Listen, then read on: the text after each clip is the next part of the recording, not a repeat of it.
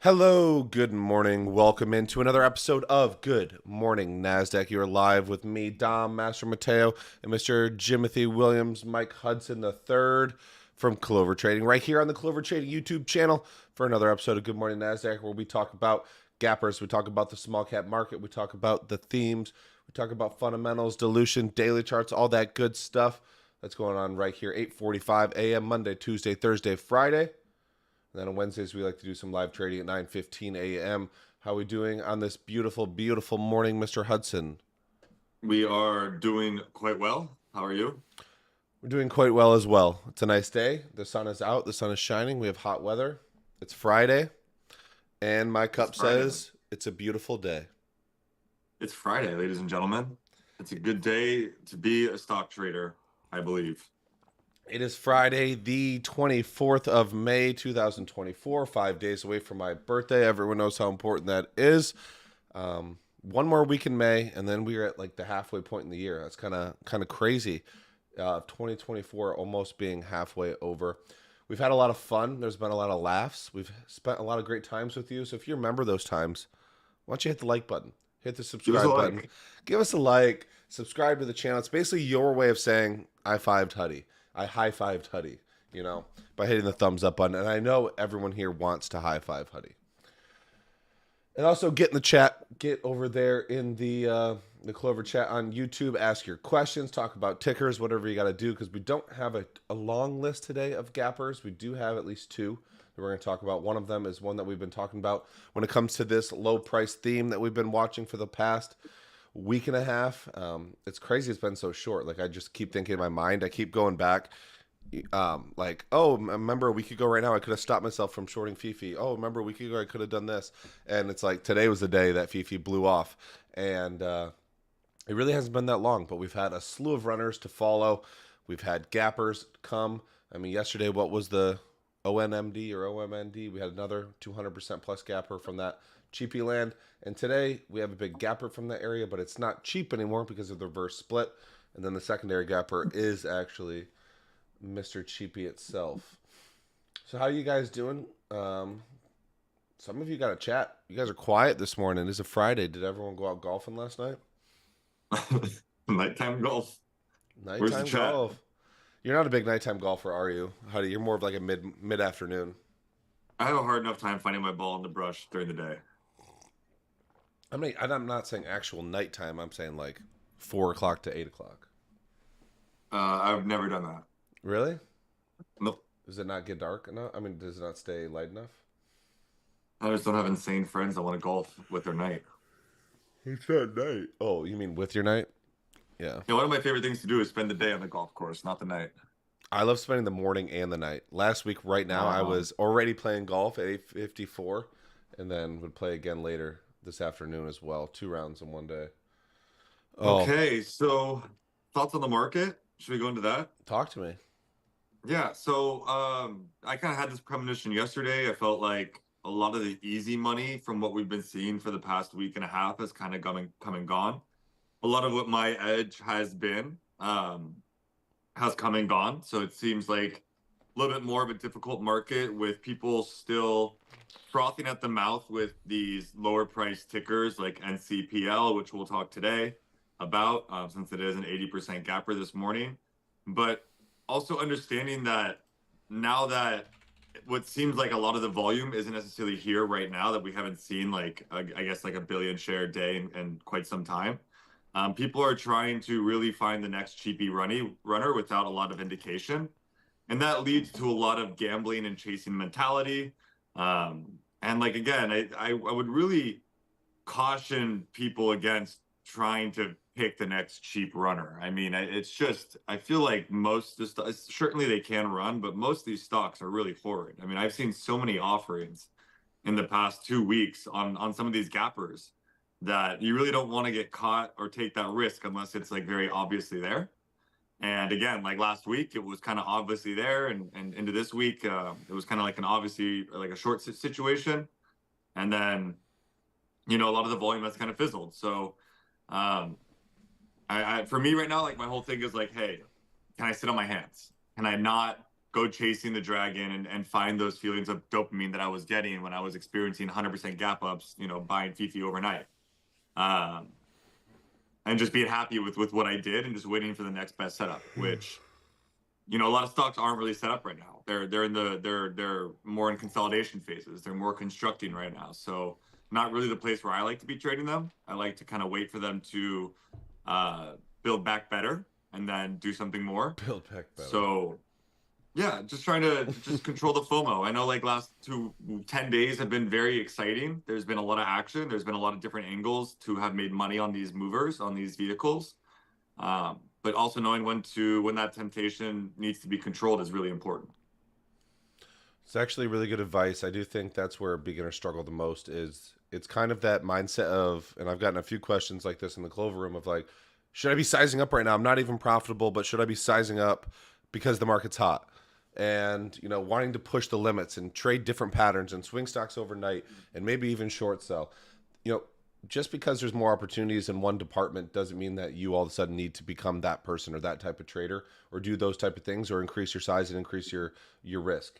I've done quite poorly, I feel like, with this slew over the last week, just kind of trying to find my footing again, kind of what you're saying, Huddie. But I do think it's really important to kind of like, just as we're always trying to recognize where we're at in the life cycle of a penny stock, recognize where you are at in the life cycle of this run and of the stocks and the gappers and the movers and the day two follow throughs, and like readjust and reassess your expectations so that way you don't go and continue to do something stupid. Because the last thing you want, and I think a lot of beginners struggle with this, is like people tell them it's a hot market and then they lose money and then they're really discouraged. And when in reality, maybe it wasn't a hot market for what you're studying or what you're preparing for, or maybe you just, aren't quite there yet experience-wise to nail it. And the worst thing you can do is go make that situation worse and put, a bad aura around what was a nice themed market because you struggled or because you're so negative about it because you did poorly. But gappers, we do have some. You mentioned one there, the cheapie. Do you want to talk about the reverse split or the cheapo? I was just going through the cheapo just now. What do we got? NCPL? We got NCPL. Little 30-cent ticker, had some type of consolidation pattern these past 7 days and broke out only to fail yesterday and then still gap up today. So my first question is there news? Because that's not usually the gap up candle that we see. Answer's no. Answer's no news. So just, jackals being jackals, trying to get to the next cheap stock that's going to run on the day. This one's got 64 million shares so far in the pre-market. That's kind of important. Going over to dilutiontracker.com and seeing that their overall risk is generally high. Doesn't look like they can offer right this second, but they do have quite a few warrants outstanding at a 25-cent price point. Known owners, Lynn Global, a toxic known lender, specializes in financing these horrid companies. So yeah, you have about 32 million shares of warrants at 25 cents. Come market open, if this thing is at 33, 34, 35, is that going to be a situation where they're going to want to dump those warrants from 25 cents at 35 and make that 30% profit on 32 million shares? Maybe that's the agenda here. Maybe it's not. Maybe they just want to run it as high as possible and then dump. But that's kind of the situation we're playing with. We do have an obvious batch of supply at a price that is underneath the current price of the market. And so we'll see if that has effect come market open. I'm kind of in the boat where a lot of these stocks are gapping up in order to execute these warrants. But of course, sometimes their agenda is to take the stock much higher before they actually do execute. So we can't just rely on just the fact that they're there to just blindly start short selling a 30-cent ticker, because they can move, right? Crap moves. You're never going to see Apple move more than like 30% in a day, and that's like your dream day, right? Like that's practically never going to happen. But 30-cent stock to move 30%, it's not too hard. Easy peasy lemon squeezy, right? Can be. Making lemonade out of lemons. Making lemons out of lemonade.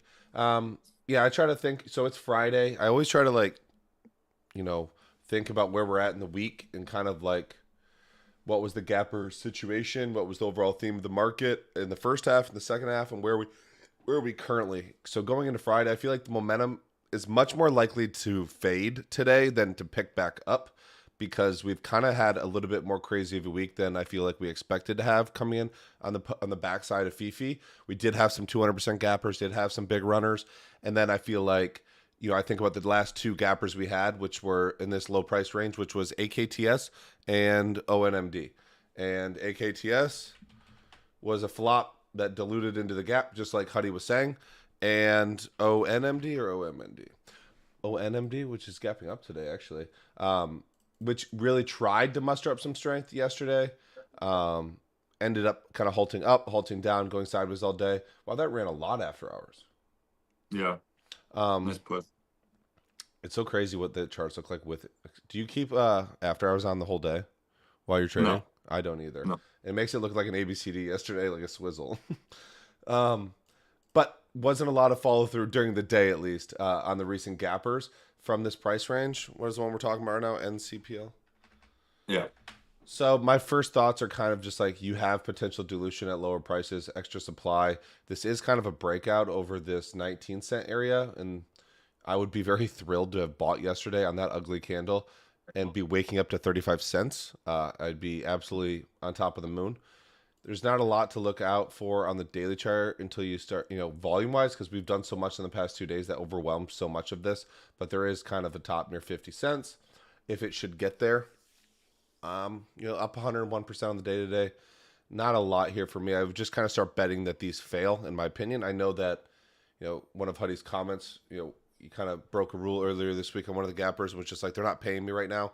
I think that's probably going to change soon. I'm feeling like within the next few days, we will see a shift. And I don't know if it starts with NCPL. ONMD did, I guess, go a little higher and is higher this morning. But I do feel like this sentiment should shift if none of these find any momentum. But I won't be doing anything with it long or short. Next gapper. Go talk, please. I was going to say, it's funny that you say that because I have a separate bankroll for the gapper strategy that I've been employed. I keep it on a side account so it can kind of grow and diminish on its own, and I can kind of track its performance. And for the past 10 days, pretty much, for when we've had cracked volume, I've downsized that account greatly so that my losses stayed relatively small. And it was really just a volume meter. And I kind of say this all the time in Clover. There's always a week, or it's 2 days or 5 days that volume gets insane and stocks stop fading. And it does fizzle. It's like a cycle. It's like a mini cycle within a cycle. And my I guess indicators were I don't think there's as much volume. I think stocks are starting to fade again, kind of went off this week. And I did reset the size back to normal size last night. So I have that same premonition as you. Yeah, sentiment. Oh, Match for Funds in here. Ashish, William Gregory, good morning, guys. Parker says, Peggy, disappointing day 2 breakout. Yeah, another reason that I think we're kind of drifting. ASTI was the other gapper yesterday where it looked like it was going to be a Billy Boy. Ended up being a 662 million Billy Boy. Not bad at all in terms of volume. But, I do just kind of feel like things are going to push a little less hard. We're going to get a little less extension, a little less momentum in each and every one, especially with FFIE, as it's bouncing here on its kind of backside as this starts to fizzle. Maybe there's one more play left on FFIE, but I just expect momentum to kind of drift, and it'll go into the next thing, whatever the next thing is. I mean, I think you guys forget how quickly we went from GME and AMC to low price stocks. It was like the snap of a finger where we were all like, it's Roaring Kitty, it's Tweets, it's Dave Portnoy, it's Andrew Tate, to what's the next 4-cent stock I can buy? It was like a shift of all shifts that happened very quickly. And so I'm really hoping as we move into summer that there is something that starts to develop, whether it's, maybe it's just a longer market of these low price stocks and we just get them a little less frequently so they're not as crazy where it's such extension so fast and then they die off. Who knows what it's going to be though. And I think Huddie's, first monologue was just kind of let's sit back and wait for the next easy money to come, because it definitely feels like it has drifted a bit. Lucas says, happy Friday, fellas. Driving to Acadia right now for the long weekend. I hope you're talking about Acadia National Park, because if you are, I am jealous. going out to Maine. That's where I got married. What a beautiful, beautiful place out there in Bar Harbor. Huddie's been there. I was there. You like Bar Harbor? You like oysters? Bar Harbor was great. We like lobsters. I like, I'm multicultural. You're very multicultural. That's probably the most Yeah. multicultural you've seen me. Yeah, also make sure to hit that thumbs up button. You actually guys are doing quite well today, so I'm not going to harp on you on this Friday. You're doing well. You're in the 40s. So I am proud of you guys for that. Let's see here. AKAN. We haven't talked about AKAN. We had talked about AKAN in like AKAN and Youngies. AKAN So much. I don't want anything to do with AKAN, but we keep talking about it. I love Trying AKAN. to take it easy. Way to go. All right, talk to me. AKAN? Yeah. Yeah, so Akanda. AKAN, a ticker we've seen not once, not twice, but many times this year, has had a violent history of gapping up and closing red. I'm sure if you put this on some kind of app like Flash Research or Quantit or whatever, you would see the odds of it closing red on the day are quite high in terms of what it's done in the past. No guaranteed predictor of the future, but it is a leading indicator for me. They just did a reverse split. They also just did an offering. So two things going in my mind right now. This is kind of the setup that I enjoy for gappers. I like stocks that are obviously dilutive, have a huge gap in failure presence, and then also do a reverse split in order to execute some of that dilution. And my assumption is that that's what their agenda here is. Like, do an offering, fades too low, reverse split, get the price back up, and then continue their dilution. There's not that much dilution, you know, on dilution tracker. Just going over to it right now, it's pretty much low across the board. So I wouldn't bet that there is dilution. I think more than anything, this thing just has a violent history, and there might be a lot of bag holders that have to hold it down. In any case, these are my favorite tickers because they're, in my opinion, trash. And I think the edge on trash is to be short. But again, like they that doesn't mean they can't push. Recent reverse split, so the float is lower. The supply is thinner, so more volume, meaning more violent wicks to the up or down side. So you got to be kind of careful of that stuff. It's not like a surefire bet by any mean. But yeah, 2 million float, about 400,000 warrants, it's saying. Not even. I lied. 40,000? 40,000. So yeah, really not that too much dilution, just maybe a bag holder chart. Again, you know, big gap up, traded over hundreds of millions of shares, only to go much lower, and now we're gapping back up into the lows of that area from the gap up day. So if I had to guess, this is like a situation where they're trying to just either sell some stock that they accumulated that day on the big gap up day, and or this is just going to kind of fade off by market open. I don't think this is a good stock. He doesn't like the stock. I don't like this stock. I like it for a short. Yeah, there's really not a lot of interest here for me. I feel like we have seen this type of look several times, though, and you've always been quite on top of it, where I'm always like, it's scary now, low float. But you do have massive resistance. I think Kyle just put it over in the Clover trading room right now that it's basically trading at 8 to 10 cents right now, pre-split. So that puts something into perspective.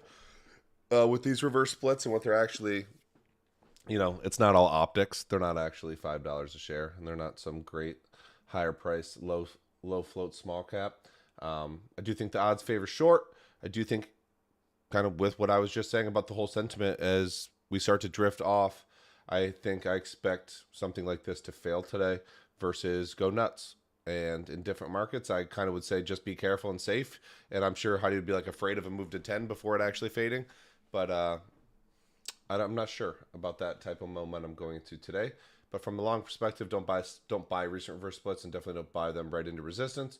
And from the short side, that sounds kind of scary.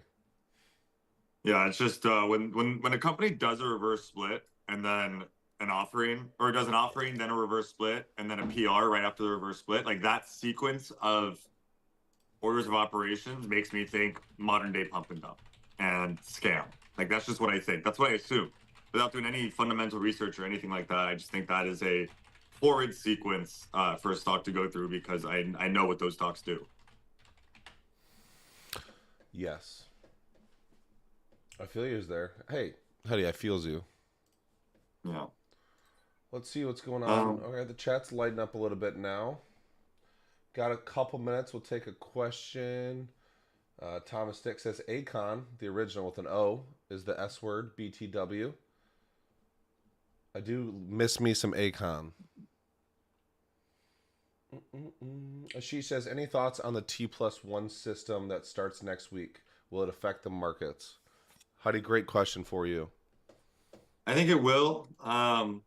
I probably don't know for certain, but my investment advisor said something about liquidity, and it can be scary that they're actually doing T+1 now instead of T+2 because a lot of situations won't have enough liquidity in that time frame.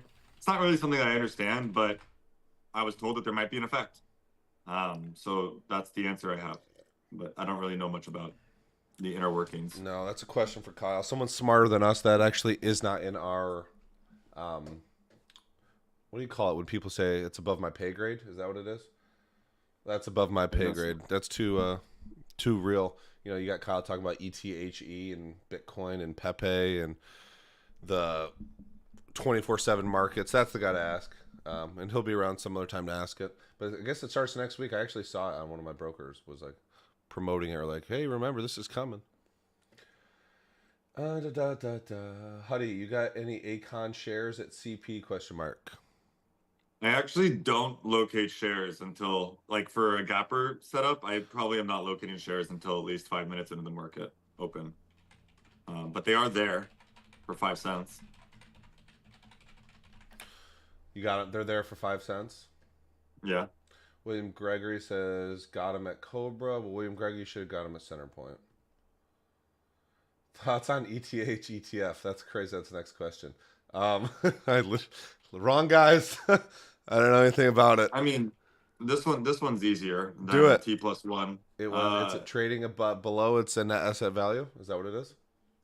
Yeah, I don't know as far as when the ETF will like go live. I know like Kyle put something about that in the room about how it's gonna not trade as the ETF just yet, even though it got approved last night. So basically, what's going on is ETHE is an ETF for Ethereum. They have a basket of Ethereum that they own, and just last week, relative to the basket of Ethereum they own, the stock was trading at a 30% discount to NAV. So, you know, if it becomes an ETF, this was kind of the bet that a lot of traders made. If it becomes an ETF, then the ETF will start trading straight to NAV, which will be an automatic 30% increase to the NAV price. And that was approved. That was like I guess was a decision that was supposed to be made within 2 days ago. So that's what brought ETHE back to NAV. And then apparently it was approved last night, but still has to trade out for like a week before official approval. And that's the vagueness I know about ETHE. Yeah, I don't know anything about that. A couple questions coming in. I'm just going to pick one and go with it. Someone says, M goal reversal for screen day. That is the pattern. That is the pattern.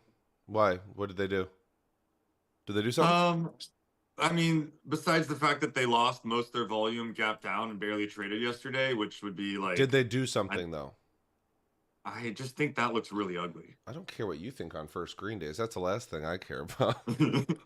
This is glorious. Look at that sideways day. It looks like in the price action to me... In the price action, to me, it looks like they did something, but I know. I don't think they did. I was short this day, like from the Wednesday. What I am so. This is just not my stretch, my week-long stretch. I was shorting in the 160s, and I covered the last bounce into like 120s at the end of the day, and then we gapped down to frickin' 70 cents. It fits the reversal criteria. It's the right price range, I think. It's one of those stocks where, I mean, if I ask myself if CRKN, SINT, if G-Wave, if these stocks can have backside bounces, I don't think it's out of the question that M-Gold does, but it also fits into that, again, that world where I say we're at the end of the week here. What do I think the sentiment is at the end of the week? I don't think it's necessarily bulls chasing and FOMO buying and things running. So you have to also keep that in perspective. But with this type of pattern, which you don't see every day, it is something I'm watching, and it is the pattern. You got a big run from 20 cents to $2. You get 2 red days where the stock goes all the way down to 65 cents. Definitely fits the criteria. We'll see. And I like where it's opening too. Just red just a little bit. Wow, we are past the hour. I thought we weren't even going to get to the hour because of how little we had to talk about, and here we are getting to the hour. If you guys want more of us, or if you want to, listen to great speakers and presentations on the trading world and do some live trading with us, June 22nd to the 24th, we are doing a virtual boot camp where you don't have to travel anymore. You don't have to buy a plane ticket, buy a hotel. We're doing a virtual one in a month, and it's going to be a good time. If you want access to that, link in the description. We are still working on getting all the guest speakers, so stay up to date with our socials and right here on YouTube. And we will fill you in on that as we kind of finalize that with just the same format as we do all of our boot camps, which there will be all of the presentations from us, the Clovers, as well as guest speakers, and then roundtables, Q&As, all that stuff Saturday, Sunday from 9 to 5. And then Monday, we're going to do some live trading, and it'll be about a half-day session there. So same format, just a lot cheaper and no traveling. Want to help you guys out that have kids, that have families, that just don't want to leave your home state, or it's too far of a travel, whatever it is. So check that out, link in the description. But we will be here on Tuesday morning, because Monday, I believe, is Memorial Day, correct, Huddie? Yes. So 4-day week next week to round out May. We will see you guys on Tuesday morning. I'm excited for that because Fifi does earnings Tuesday. I can't wait to see how this all shakes out and ends.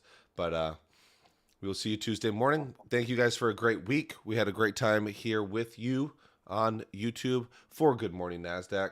You did a great job this week with the like button. We had a great Wine Wednesday with me and Huddie. And it's time to wrap it up, and let's go trade our arses off. Be safe out there. Have a great day, and have a great weekend. Spend some time with your families. Have a hot dog. For the love of God.